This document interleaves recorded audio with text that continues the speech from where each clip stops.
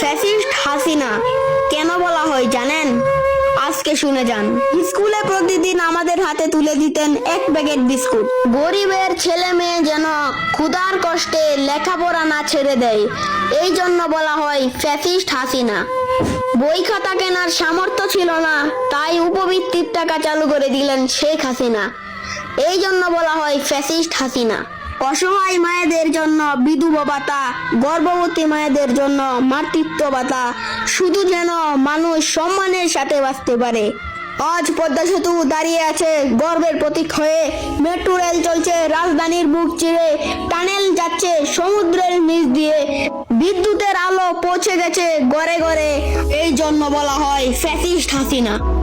আর যারা একদিন পাকিস্তানের পক্ষে দাঁড়িয়েছিল, যারা আজও দেশের উন্নয়ন দেখে চোখে শুল বেঁধেছে, তাদের মুখেই শোভা পায় ফ্যাসিস্ট হাসিনা বলা।